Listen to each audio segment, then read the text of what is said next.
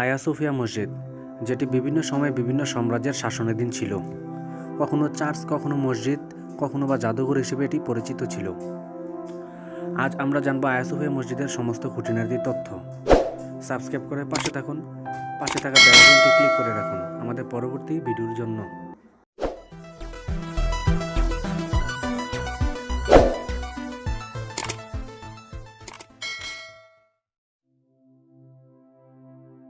মধ্যযুগের রোম সাম্রাজ্যের সাবেক রাজধানী কনস্টান্টিনোপলের বর্তমান ইস্তাম্বুলের প্রাণকেন্দ্রে অবস্থিত একটি গির্জা। সুলতান ফাতিহ সুলতান মুহাম্মদ কনস্টান্টিনোপল বিজয়ের পর স্থাপনাটি মসজিদে রূপান্তর করেন।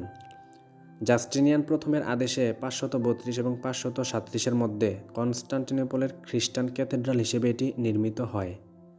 বেসিলিকাটি মাইলাতাসের গ্রিক জিওমিটার ইসেডোর এবং ট্রেলসের এনথিমিয়াস ডিজাইন করেছিলেন। বর্তমানে জাস্টিনিয়ান ইমারতটি একই স্থানে অধিষ্ঠিত তৃতীয় গির্জা। এর আগে এটি নিকাদাঙ্গায় ধ্বংস হয়েছিল।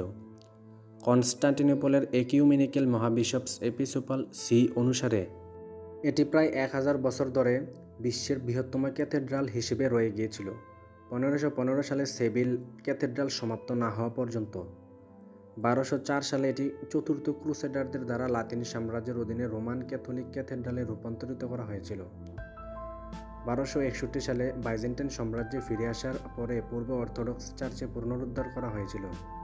1453 সালে কনস্টান্টিনোপলের পতনের পর অটোমান সাম্রাজ্যের তৎকালীন মুসলিম শাসক ফাতিহ সুলতান মুহাম্মদ মসজিদে রূপান্তর করেন। 2020 সালে জুলাইয়ের গোড়ার দিকে কাউন্সিল অফ স্টেট 1934 সালের মন্ত্রিসভার জাদুঘরের স্থাপনের সিদ্ধান্ত বাতিল করে তুরস্কের রাষ্ট্রপতির একটি আদেশের পরে আয়া সোফিয়াকে পুনরায় একটি মসজিদ হিসেবে পুনর্নির্মাণের আদেশ দেয়। এই পদক্ষেপের নিন্দা জানায় ওয়ার্ল্ড কাউন্সিল অফ গির্জা এবং অনেক আন্তর্জাতিক নেতৃবৃন্দ। চার্চটি প্রজ্ঞার ঈশ্বর লুগুসকে উৎসর্গ করা হয়েছিল, যিনি তৃতীয়ত্বের দ্বিতীয় ব্যক্তি। খ্রিস্টের লুগুস অবতারের জন্মের স্মরণে 25 ডিসেম্বর এর পৃষ্ঠপোষক ভোজ অনুষ্ঠিত হয়েছিল। গ্রিক শব্দ জ্ঞানের জন্য লাতিন ভাষায় সোফিয়া হলো ফোনেটিক বানান, এবং যদিও এটি কখনো কখনো সেন্ট সোফিয়া হিসেবে অভিহিত করা হয়, তবে এটি শহীদ সোফিয়ার সাথে সম্পর্কযুক্ত নয়। গ্রিক ভাষায় এর পুরো নাম নাথসতিস হাগাস্ট টু থিওসোফিয়াস লিট, যার আক্ষরিক অর্থ ঈশ্বরের পবিত্র জ্ঞানের মন্দির।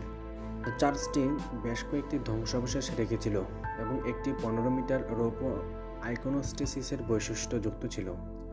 প্রায় 1000 বছর ধরে পূর্ব অর্থোডক্স চার্চের কেন্দ্রস্থলে ভবনটি সরকারিভাবে মাইকেল আই সেরুলারিয়াসের বহনকারীকে বহিষ্কারের সাক্ষ্য দিয়েছিল।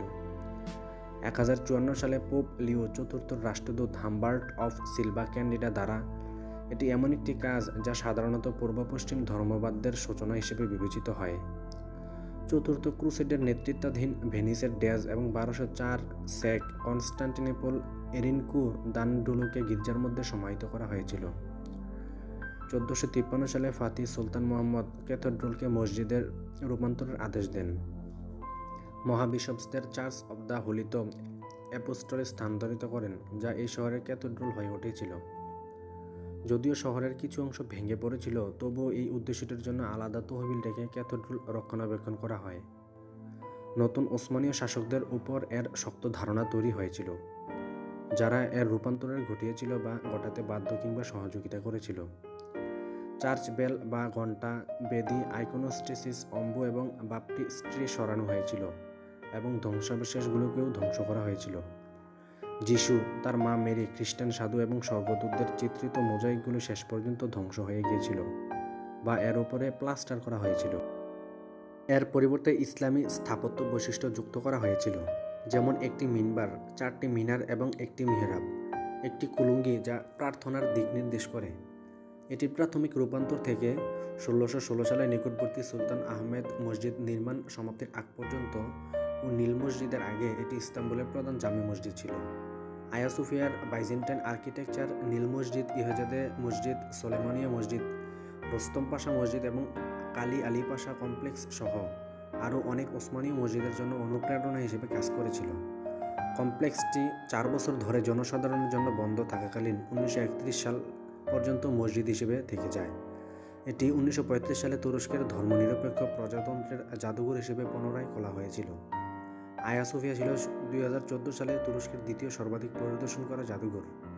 বার্ষিক প্রায় 3.3 মিলিয়ন দর্শনার্থী এতে আকৃষ্ট হতো। সংস্কৃতি ও পর্যটন মন্ত্রণালয়ের প্রকাশিত তথ্য অনুসারে আয়া সোফিয়া 2015 এবং 2019 সালে তুরস্কের সবচেয়ে বেশি পর্যটন আকর্ষণীয় স্থান ছিল। এটি স্থাপন করা হয়েছিল মূলত অর্থোডক্স গির্জা হিসেবে। এই স্থাপনাটি অর্থোডক্স গির্জা হিসেবে স্থাপনের পর থেকে 1204 খ্রিস্টাব্দ পর্যন্ত ব্যবহার করা হয়। এরপর এটিকে ক্যাথলিক গির্জায় রূপান্তর করা হয় 1204 খ্রিস্টাব্দে, যা 1261 সাল পর্যন্ত ব্যবহৃত হয়। তারপর এটি পুনরায় অর্থোডক্স গির্জায় রূপান্তর করা হয়, যার মেয়াদকাল 1261 থেকে 1453 সাল পর্যন্ত। কিন্তু এরপর পঞ্চদশ শতাব্দীর মাঝামাঝি ফতেহ সুলতান মুহাম্মদের ঐতিহাসিক কনস্টান্টিনোপল জয়ের মাধ্যমে তুরস্ক মুসলিম সাম্রাজ্যের অন্তর্ভুক্ত হয়। এরপর এটিকে মসজিদে রূপান্তর করা হয়, যার নতুন নামকরণ করা হয় ইম্পেরিয়াল মসজিদ, যা প্রায় 500 বছর স্থায়ী হয়। বর্তমানে তুরস্কের প্রধান মসজিদ সুলতান আহমেদ মসজিদ, যা ব্লু মসজিদ নামে পরিচিত, যা স্থাপিত হয় 1616 সালে। কিন্তু এই মসজিদ স্থাপনের পূর্বে ইম্পেরিয়াল মসজিদই ছিল তুরস্কের প্রধান মসজিদ। এরপর এই স্থাপনাটি 1935 সালে আধুনিক তুরস্কের স্থপতি ও স্বাধীন তুরস্কের প্রথম রাষ্ট্রপতি মোস্তফা কামাল আতাতুর্ক জাদুঘরে রূপান্তর করেন। 2020 সালে আদালতের রায়ের পর এটিকে পুনরায় মসজিদে রূপান্তরের কার্যক্রম গ্রহণ করা হয়েছে। মসজিদে রূপান্তরের পর এর দেয়ালে মার্বেল পাথর অঙ্কিত যীশু খ্রিস্টের অনেকগুলো ছবি সিমেন্ট দিয়ে মুছে দেওয়া হয়। ছবিগুলো প্রায় 500 বছরের জন্য সিমেন্টের নিচে চাপা পড়ে, কিন্তু এই স্থাপনাটিকে জাদুঘরে রূপান্তরের পর ছবিগুলো পুনরুদ্ধার করা হয়। এছাড়া এই স্থাপনার নতুন নিয়ম প্রবর্তন করা হয়। প্রধান নিয়মটি হলো, এই স্থাপনার মূল অংশ বা হলরুম ধর্মীয় কাজে ব্যবহার করা আইনত দণ্ডনীয় অপরাধ। সেটি মুসলিম অথবা খ্রিস্টান ধর্ম উভয়ের জন্য প্রযোজ্য, কিন্তু এই স্থাপনার উভয় ধর্মের জন্য আলাদা সংরক্ষিত জায়গা রয়েছে। অর্থাৎ এই কমপ্লেক্সটিতে একটি মসজিদ ও একটি গির্জা নির্মাণ করা হয়, যা শুধুমাত্র জাদুঘরের কর্মচারী-কর্মকর্তাদের জন্য সংরক্ষিত। 31 মার্চ 2018 তুরস্কের প্রধানমন্ত্রী রিসেপ তাইপ এরদোয়ান কোরআন তেলাওয়াত করে ফতেহ সুলতান মুহাম্মদ সহ আয়া সোফিয়ার জন্য কাজ করা সকলের রুহের মাগফিরাতের মুনাজাত করেন এবং 10 জুলাই 2020 সালে রোজ শুক্রবার তুরস্কের শীর্ষ আদালত এটাকে পুনরায় মসজিদে রূপান্তরের রায় ঘোষণা করেন। আদালতের রায়ের পর মসজিদে আজান দেওয়া হয়েছে, যা প্রায় 86 বছর পর। মসজিদে রূপান্তরিত হওয়ার পর তুরস্কের অন্য সব মসজিদের মতো আয়া সোফিয়া উন্মুক্ত থাকবে ধর্মবর্ণ নির্বিশেষে সবার জন্য। মসজিদে রূপান্তর হওয়ার পূর্বে জাদুঘর হিসেবে ব্যবহার করা হতো আয়া সোফিয়া। সে সময় রবিবার থেকে বৃহস্পতিবার সকাল 9:30 থেকে বিকাল 4:30 পর্যন্ত খোলা থাকত। এর প্রবেশ মূল্য ছিল 25 তুর্কি লিরা, যা বাংলাদেশের টাকা প্রায় 1000 টাকা। এটি তুরস্কের সবচেয়ে বেশি পর্যটক ভ্রমণশীল স্থান। প্রিয় দর্শক, আপনিও কি যেতে চান এমন একটি ঐতিহাসিক মসজিদ দেখতে? তাহলে আপনার পরবর্তী গন্তব্য হতে পারে তুরস্ক। অনেক যুদ্ধ এবং অনেক রক্তের প্রত্যক্ষদর্শী এই মসজিদ। নিঃসন্দেহে ভ্রমণ পিপাসুদের জন্য এই মসজিদটি একটি আকর্ষণীয় স্থান বটেই।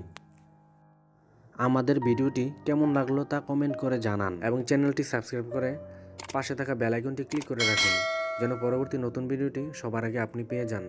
এবং আপনার যদি কোনো বিষয় সম্পর্কে জানার ইচ্ছা থাকে তাহলে সেটিও কমেন্ট করে জানান, যেন পরবর্তীতে আমরা সেই বিষয়ে ভিডিও বানাতে পারি। ভালো থাকবেন। আজকের মতো বিদায়।